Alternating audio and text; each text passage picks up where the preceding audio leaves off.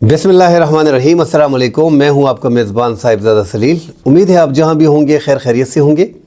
आज 18 नवंबर 2025 मंगल का दिन है। आज की अहम ख़बरों के साथ आपकी खिदमत में नाज़रीन हाजिर हैं।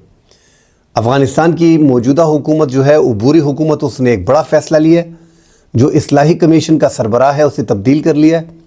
इस्लाही कमीशन गैर मुल्की तंजीमें जो हैं, जैसे ज़्यादातर पाकिस्तान में हैं, TTP और कलदन तंजीमों को देखता है और अंदरूनी फ़ौज की इस्लाहात उसके हवाले होती है। उस हवाले से नाज़रीन बात करेंगे। बड़ी तब्दीली हुई है। साथ टांक में मकामी लोग फिर निकल आए हैं और उन्होंने ज़िला टांक में जो 2 अहम TTP के कमांडर थे उनके घर जला दिए हैं। इस हवाले से नाज़रीन बात करेंगे। जनरल फैज़ हमीद जो साबिक DGI थे, उनका कोर्ट मार्शल कंप्लीट हो गया है। चंद दिनों में उनके केस का फ़ैसला होने वाला है। उस हवाले से नाज़रीन बात करेंगे। क्या इसकी कड़ियाँ जो हैं इमरान खान और मलक रियाज तक जाएंगी? शुमाली वज़ीरिस्तान दत्ता खेल में सिक्योरिटी फोर्सेस ने इंटेलिजेंस बेस्ड ऑपरेशन किया और 5 शिद्दत पसंदों को जो है हलाक कर दिया है। इस हवाले से बात करेंगे। ईरान ने नाज़रीन एक बार फिर ईरान के वज़ीर ख़ारजा ने अफ़गान हुकूमत के वज़ीर ख़ारजा अमीर खान मुत्तकी से टेलीफोनिक बातचीत की है। पाकिस्तान से भी बातचीत की है और कोशिश की जा रही है कि इसमें सालसी का किरदार ईरान अदा करे। इससे पहले चीन ये कोशिश कर चुका है, रशिया ने भी कह दिया है, कतर और तुर्की भी नाकाम रहे हैं। जो आने वाला आला सतह जो ममालिक का इजलास होगा वो ईरान में होगा और उसमें कोशिश की जा रही है कि पाकिस्तान और अफ़गानिस्तान की सुलह करा दी जाए। उस आला सतह हमसाए ममालिक जितने भी हैं, रशिया, चीन, ईरान, अफ़गानिस्तान और पाकिस्तान उसमें मदऊ हैं। उस हवाले से नाज़रीन बात करेंगे। डिटेल में बात करने से पहले देखने वाले से गुजारिश है कि हमारे चैनल को लाइक और सब्सक्राइब ज़रूर कीजिएगा। आप दोस्तों के ही बदौलत हमारा ये चैनल जो है ये चल रहा है। नाज़रीन, अफ़गानिस्तान की हुकूमत ने जो इस्लाही कमीशन है उसके सरबराह को तब्दील कर लिया है। इससे पहले मौलवी अब्दुर्रहमान मुनीर जो हैं इसके सरबराह थे और इस कमीशन का काम जो है वो गैर मुल्की जंगजुओं को देखना और अपनी अंदर फ़ौज की इस्लाह करना के हवाले से ये कमीशन मुकर्रर होता है। अब जो निमरोज़ के एक माह पहले उनको नायब वज़ीर बनाया गया। अब साबिक निमरोज़ के गवर्नर भी हैं शेख मोहम्मद कासिम खालिद, ज़ादे मनशियात के नायब वज़ीर भी थे, वज़ीर दाखिला भी थे नायब। उनको ये ज़िम्मेदारी सौंपी गई है और उसके बारे में कहा जा रहा है कि वो भी प्रो TTP है। मतलब ये तब्दीली जो हुई है तालिबान को, उनकी आबादकारी को, उनको करीब से देखने के लिए। तालिबान तो ऑलरेडी पाकिस्तान में जो TTP के तालिबान अफ़गानिस्तान में मौजूद हैं, उनके पनागाहें ऑलरेडी अफ़गानिस्तान में मौजूद हैं। इससे पहले भी मौलवी अब्दुर्रहमान मुनीर जो है वो TTP के जो वहाँ पे ठिकाने थे, जो सरहदी पट्टी पे खूस्त में, नंगरहार में, कुनड़ में, इन इलाकों में जितने भी पक्तिया में, पक्तिका में, गज़नी में, ये सारे ठिकाने जो है ये देखा करते थे और इनको तहफ़्फ़ुज़ वहाँ पे फ़राहम था। जो 2014 में पाकिस्तान के हज़ारों फैमिलीज़ गई हैं जिन्हें ये पाकिस्तानी महाजिरीन कहते हैं, जिनके बारे में अफ़गान हुकूमत का कहना है कि ये हमारे मेहमान हैं और किसी भी तौर पे इनको किसी के हवाले नहीं करेंगे। उनकी बाकायदा फैमिलीज़ वहाँ पे मौजूद हैं। तकरीबन 11-12 साल हो गए हैं कि उनके ठिकाने वहाँ पे मौजूद हैं और तालिबान की हुकूमत आने के बाद उनका तहफ़्फ़ुज़ किया जा रहा है। अफ़गानिस्तान में जो हुकूमत अशरफ गनी की ख़त्म हुई तो नूर वली महसूद और उनके दीगर साथी जो जेलों में थे उनको भी रिहा किया गया। ये बाकायदा एक प्लान के तहत हो रहा था। अब नाज़रीन, ये शेख मोहम्मद कासिम खालिद को जो निगरान मुकर्रर किया है तालिबान इस्लाही कमीशन का, आगे देखेंगे TTP की कार्रवाइयाँ अगर पाकिस्तान में ज़्यादा होती हैं, इनको प्रो तालिबानी भी समझा जाता है कि ये TTP के साथ बड़े करीबी हैं। अगर उनके हमलों में इजाफ़ा होता है तो फिर ये खालिसतन शेख मोहम्मद कासिम खालिद को इसीलिए लाया गया है। साथ नाज़रीन बात करते हैं टांक में जो मकामी लोग निकले हैं। मकामी लोगों ने एक तो उनके इलाके में जो मुश्तबा सरगर्मियाँ होती हैं उसकी इत्तला फौरी तौर पे पुलिस को दे देते हैं। ये एक बड़ी तब्दीली हम टांक में देख रहे हैं। अब ये मकामी लोगों ने TTP के जो 2 कमांडर हैं टांक में, तूर बेटनी और शाहजेब बेटनी, इन दोनों के घर जो हैं वो जला दिए हैं। तो इसी तरह TTP के जो वहाँ पे घर हैं अब उनको जलाया जा रहा है। तो ये मकामी लोगों में नाज़रीन हम जो बताते हैं कि वहाँ पे लकी मरवत में स्पेशली ये हो रहा है कि वहाँ पे शिद्दत पसंदों को पाँव जमाने नहीं दिया जा रहा। بیٹھنے کے لوگ باقاعدہ نکلتے ہیں اور وہ کوشش کرتے ہیں کہ یہاں پہ شدت پسندی نہ پھیلے، کیونکہ زیادہ نقصان جو ہے وہ پھر عوام کا ہوتا ہے۔ اسی طرح ہم نے بنو میں دیکھا، اسی طرح ہم نے لکی ٹانک میں دیکھا، لکی مروت اور ٹانک اور ڈیرہ اسماعیل خان میں دیکھا۔ تو یہ 4 اضلاع میں تو باقاعدہ اس ٹائم پہ شدت پسندوں کے خلاف لوگ نکل آ رہے ہیں۔ جو باقی علاقے ہیں وہاں پہ بھی لوگوں میں اویئرنیس آ رہی ہے شدت پسندوں کے خلاف، کیونکہ اس سے اگر ایک علاقے میں شدت پسند موجود ہوتے ہیں تو زیادہ نقصان جو ہے وہ عوام کا ہوتا ہے، بے گناہ عوام کا ہوتا ہے۔ اور جنوبی اضلاع کے لوگوں نے اور قبائلی عوام نے بڑی قربانیاں دی ہیں، اپنے ہر گھر سے ان کی جو شہید ہیں وہ انہوں نے دیے ہیں۔ ابھی بھی ہزاروں کی تعداد میں ایسے لوگ، بچے اور بچیاں، خواتین اور بزرگ شامل ہیں جو باقاعدہ معذور ہو چکے ہیں ان حملوں میں، دہشت گردی اور سیکیورٹی فورسز کے جو آپس میں حملے ہوتے ہیں۔ بنو کے علاقہ ناظرین، دعا پل پہ کل خودکش حملے کی خبریں آ رہی تھی کہ خودکش حملہ جو تھا وہ راستے میں ہو گیا اور موٹر سائیکل پہ وہ دونوں جو ہیں وہ ایک بیچ میں اڑ گیا اور دوسرا زخمی ہو گیا اور زخمی فرار ہو گیا۔ بعد میں پتہ چلا انویسٹیگیشن کے دوران کہ وہ IEDs کو زمین میں رکھنا چاہ رہے تھے تاکہ شدت پسندی کی کارروائی کر سکیں، اور اس میں زیاد حسین عرف حمزہ ساکن سورانی وہ بیچ میں ہلاک ہو گئے، خود ہی دھماکے میں اڑ گئے۔ IEDs جو ہے وہ زمین کے اندر گاڑنے کی کوشش کر رہے تھے تاکہ سیکیورٹی فورسز کو نقصان ہو۔ بہرحال ناظرین، وہ لڑکا، یہ زیاد حسین، ایک بڑا کم عمر لڑکا تھا اور اس کے ID کارڈ وغیرہ جو ملے ہیں، پڑھے لکھے نوجوانوں کو ٹارگٹ کیا جا رہا ہے۔ ایک نجی اسکول میں یہ اس سے پہلے پڑھتے تھے، ان کے ID کارڈ اور شناختی کارڈ دیکھ کے ان کی کم عمری کا اندازہ لگایا جا سکتا ہے۔ یہ جو شدت پسند ہے یہ زیادہ تر آسانی سے، یہ جو نوجوان نسل ہے 15 سے 18 سال تک کے، ان کو آسانی سے اپنے جال میں پھنسا لیتے ہیں، ان کی برین واشنگ وغیرہ جو ہے وہ آسانی سے کر لیتے ہیں۔ وہ جو ہم فنڈ کی بات کرتے ہیں ناظرین، وہ اس لیے کرتے ہیں کہ جب ایک حکومت اعلان کر دیتا ہے کہ 100 ارب روپے ہم نے سالانہ ان قبائلی علاقوں پہ لگانے ہیں تاکہ یہاں کی غربت ختم ہو سکے، یہاں پہ دہشت گردی، انتہا پسندی ختم ہو سکے، یہاں پہ تعلیم کا معیار بہتر ہو سکے، یہاں پہ یونیورسٹیز ان کو مل سکے، اور یہاں پہ صحت کے مراکز ان کے لیے ہوں، پازیٹیو ایکٹیویٹیز ہوتی ہیں، کھیل کے میدان ہوتے ہیں، تو یہ پھر یہ نشے کے، چرس پاؤڈر کے، یہ جو وہاں پہ ہیروئن وغیرہ ہوتی ہے، افیون ہوتا ہے، چرس ہوتا ہے، ان سے ان کی جان چھوٹ جاتی ہے۔ وہ جو صحت مند ایکٹیویٹیز ہیں ان میں وہ شمولیت اختیار کرتے ہیں۔ منشیات کا زیادہ ہونا ان قبائلی علاقوں میں شروع سے تھا۔ ایک تو یہ افغان بارڈر کے بڑے قریب تھے، سمگلنگ یہاں پہ کوئی بھی نہیں روک سکتا، یہاں پہ سمگلنگ سالوں سال سے ہے، وہ جاری ہے۔ 40-45 سال آپ کے پڑوس میں جنگ ہوتی ہے اور آپ کی باڑ نہیں ہوتی، آپ کی چار دیواری کمپلیٹ نہیں ہوتی، اسی دوران یہ سمگلنگ کا اڈا تھا۔ یہ لوگوں کو، وہاں کے مقامی لوگوں کو بھی یہ چرس بیچنا، افیون بیچنا، یہ ان کو برا نہیں لگتا، یہ ان کا کاروبار ہے۔ آہستہ آہستہ اس میں تبدیلی آ رہی ہے، مگر اگر یہ فنڈ وغیرہ پراپر لگایا جاتا تو یہ مسائل وہاں پہ نہیں ہوتے۔ اس میں کوئی دو رائے نہیں کہ جو افغان باؤنڈری کے قریب ہے، جیسے وادی تیرا ہو گیا، اس کا 45-50 کلومیٹر کا ہے، لگا ہوا ہے، باجوڑ، لوئے مامون، شمالی وزیرستان، جنوبی وزیرستان، یہ علاقے جو ہیں یہ لگے ہیں کرم افغانستان کے ساتھ۔ اس کے باعث یہاں پہ شدت پسندی، انتہا پسندی، دہشت گردی میں حد درجے اضافہ ہوا ہے، اس کو اب تک کنٹرول نہیں کیا جا سکا۔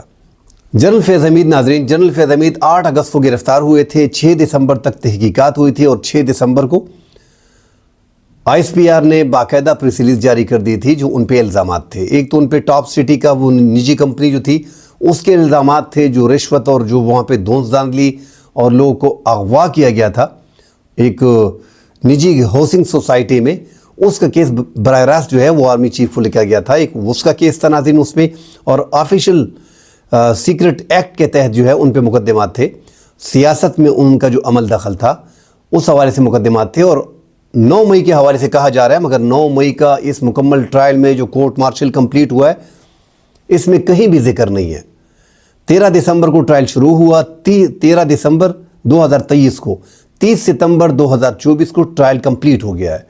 90 گواہان کی جو فیض حمید کی طرف سے درخواست تھی کہ یہ میرے گواہان ہوں گے، جس میں زیادہ تر عمران خان تھے، جنرل باجوہ تھے، اور عمران خان کی اس ٹائم کی کابینہ اور دیگر بیوروکریٹ اور ان کے جاننے والے افراد شامل تھے۔ بہرحال ان میں 3 افراد کا جو ہے وہ ان کے بیانات لیے گئے، اور جو پروسیکیوشن کی تھے وہ گواہان، ان کے 800 صفحات پر مشتمل وہ پوری جو کتاب ہے وہ تیار ہو چکی ہے. تو ان کے خلاف 9-10 مہینے یہ گواہان کے ٹرائل ہوتے رہے اور مکمل یہ کارروائی کمپلیٹ کی گئی. کورٹ مارشل ان کا جو چل رہا تھا اس ٹائم پہ، میجر جنرل رینک کے 3 ججز جو ہیں اس کورٹ مارشل کو دیکھ رہے ہیں. لیفٹیننٹ جنرل جو ہے وہ اس بینچ کو بناتا ہے. اس کے بعد اگر اپیل ہوتی ہے تو پھر وہ لیفٹیننٹ جنرل کے پاس جاتی ہے اور آخری اپیل جو ہے وہ آرمی چیف کے پاس جاتی ہے. یہی کہا جا رہا ہے ناظرین کہ فیض حمید کو جو خبریں اور یہ جو گواہان جس انداز میں پیش ہوئے، تو فیض حمید کی زیادہ چانسز یہ ہیں کہ ان کے رینکس ان سے چھین لیے جائیں گے. جو ان کو فوج کی طرف سے تھے اب وہ نہ جنرل رہیں گے، نہ ان کو مراعات ملیں گی، ان کی جائیداد کی ضبطگی کا خدشہ ہے، اور ان کی قید ناظرین ایکسپیکٹڈ ہے کہ ان کو 10 سے 12 سال کی قید سنا دی جائے گی. اب کورٹ مارشل 1 ہفتے کے اندر، 10 دن کے اندر اور 2 دن کے اندر کبھی بھی آ سکتی ہے، کیونکہ وہ ٹائم پیریڈ ان کا پورا ہو گیا ہے. جو 90 گواہان تھے ناظرین، اس میں ندیم انجم جو سابق ISI DG تھے ان کو بھی بلایا گیا تھا، وہ بھی پیش نہیں ہوئے. جو نوید مختار DG تھے ان کو بلایا گیا تھا، وہ بھی پیش نہیں ہوئے. جنرل وسیم عمران خان کے پولیٹیکل سیکرٹری تھے، وہ بھی پیش نہیں ہوئے، اور عمران خان بھی پیش نہیں ہوئے، جنرل باجوہ بھی پیش نہیں ہوئے. تو ان کے گواہان زیادہ تر پیش ہی نہیں ہوئے. میاں اشفاق ایڈوکیٹ جو ہیں وہ ان کے وکیل ہیں، لیگل ٹیم کے ہیڈ ہیں. اب ناظرین اتنے اہم عہدے پہ 3 اسٹار جنرل تھے، کور کمانڈر پشاور رہ چکے ہیں، DG ISI رہ چکے ہیں، ایک بڑا نام تھا. ان کے خلاف جو ہے ایک بڑا فیصلہ ہونے جا رہا ہے. ان کے وہ الفاظ یاد ہیں، بڑے مشہور ہوئے تھے.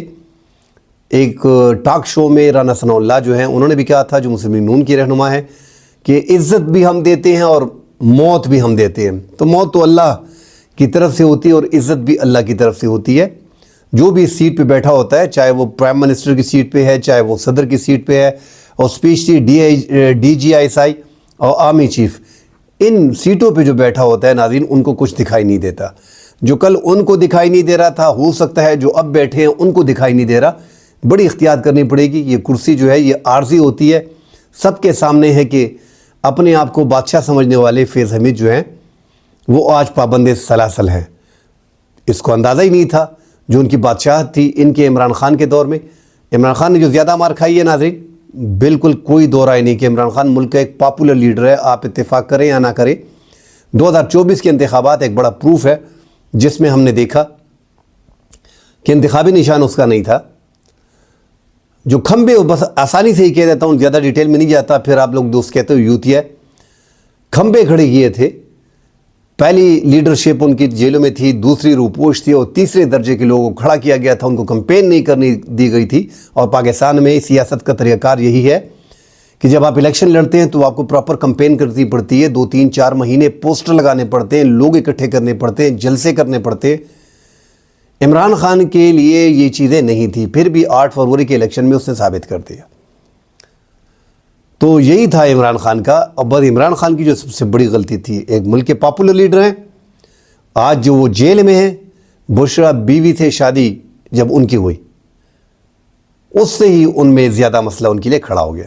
اور پیر کے طور پہ جو ہے وہ عمران خان ان کے مرید رہے ہیں. بعد ازاں اپنے آپ کو ان کے قریب رکھنے کے لیے ان سے شادی کی گئی. کسی کے ذاتی معاملات میں، گھر کے بیڈ روم کے معاملات پہ بات نہیں ہونی چاہیے، مگر بشرا بیوی کہ جو فیض حمید کے ساتھ لنکس تھے، ہم اس پہ بات کر لیتے ہیں کہ جتنی معلومات تھی، فیض حمید بشرا بیوی کے ذریعے عمران خان کو کنٹرول کرتے تھے. انہوں نے ایک بار کہا بھی تھا کہ نیب کو میں نہیں دیکھتا، وہ جو ہے وہ آرمی چیف جنرل فیض یہ وغیرہ دیکھتے ہیں. تو فیض حمید چونکہ DG ISI تھے، ان کو اندازہ تھا، انہوں نے اسیسمنٹ کر لی تھی کہ عمران خان کو اگر کنٹرول کرنا ہے تو سب سے اہم جو ہے ان کی وائف ہے، اس کو کنٹرول کر لو تو پھر سارا معاملہ آسان ہو جائے گا. تو ان کو کنٹرول کرنے کے بعد عمران خان کے لیے فیصلے کرنے مشکل تھے، کیونکہ بیوی کا فیصلہ جو تھا وہ اٹل تھا. جب بھی بشرا بیوی کوئی فیصلہ کرتی تھی، اس کے آگے عمران خان کچھ نہیں کہتے تھے. آج جو فیلڈ مارشل عاصم منیر ملک کے آرمی چیف بھی ہیں، فیلڈ مارشل کا اعزاز ان کو اعزازی دیا گیا ہے، جو انہوں نے جنگ جیتی ہے. عمران خان کے دور میں جب یہ DG ISI تھی تو ان کو ہٹایا گیا تھا. اس کی وجہ یہ بنی تھی کہ جو ثبوت D G I S I نے عمران خان کو دکھائے تھے بشرا بیوی کے حوالے سے کہ پنجاب میں اور جنوبی پنجاب میں جو کچھ چل رہا ہے اس پہ عمران خان نے کہا تھا کہ میں اس کو دیکھتا ہوں. جب وہ گھر گئے, اپنی پیرنی کی, اپنی وائف کی باتیں سنی, تو پھر الٹا ہو گئے اور جنرل عاصم منیر کو اس سیٹ سے ہٹایا بھی گیا اور اس کی مانی بھی نہیں گئی. تو اس ٹائم پہ اقتدار میں بندہ اندھا ہوتا ہے, اور عمران خان جو ہے وہ تصوف میں چلا گیا اور بشرا بیوی کے کنٹرول میں چلا گیا. جو بشرا بیوی کہتی ہے وہ اس کے لیے ٹھیک ہوتا ہے. ملک کا ایک بڑا لیڈر ہے, کمزوریاں ہر بندے میں ہوتی ہیں. اب بھی ملک کے پاپولر لیڈر جو ہیں وہ عمران خان ہے, اس میں کوئی دو رائے نہیں. آپ جیل میں ایک لیڈر کو اتنا عرصہ رکھو گے تو اس کی پاپولیرٹی میں اور بھی اضافہ ہوگا. یہ جو ہم لوگ کہتے ہیں کہ اس کی پاپولیرٹی میں اضافہ نہیں ہے, یہ جتنے بھی ترامیم آ رہی ہیں, 26ویں آئینی ترامیم, 27ویں آئینی ترامیم, یہ جو آئینی عدالت بنائی جا رہی ہے, سپریم کورٹ کو بلڈوز کر دیا گیا ہے, یہ ناظرین ہم جس نظر سے بھی اس کو دیکھیں اس میں یہی ہے کہ عمران خان ایک ہی فرد کو کنٹرول کرنے کے لیے ہے. مگر ہم نے کہہ دیا کہ عمران خان کی اپنی کمزوریاں اس حد تک تھی کہ ان کی جو حکومت تھی 4.25 سال, وہ بھی ایک ناکام حکومت رہی. اس میں بھی عوام کے لیے کچھ نہیں کیا گیا اور زیادہ اختیارات اس میں بشرا بیوی اور فیض حمید کے ساتھ تھے. آج فیض حمید جو ہے وہ بھگت رہے. تو یہ ہمارے سامنے مثالیں ہیں. آج جو لوگ پاور میں ہوتے ہیں اس کے خلاف بات کرنا بڑا مشکل ہے, جو اپوزیشن ہوتی ہے اس کو ٹارگٹ کرنا بڑا آسان ہے. آپ اندازہ لگائیں, کچھ عرصہ بعد 5-6 سال بعد اگر کچھ چینج آتا ہے تو پھر یہی لوگ جو آج تعریفی کر رہے ہیں موجودہ سیٹ اپ کی, یہی لوگ پھر ان لوگوں کی جو ریٹائرڈ ہو چکے ہوں گے, جو اپنی سیٹ سے ہٹ چکے ہوں گے, ان کے خلاف بات کریں گے. تو بات کرنا بڑی مشکل ہوتی ہے. فیض حمید کے ان کیسوں میں ناظرین جو سیاسی مداخلت کے الزامات ان پہ لگے ہیں, اس میں عمران خان کا اور ملک ریاض کا جو ہے وہ ٹرائل ہو سکتا ہے, وہ بھی آرمی کورٹ میں.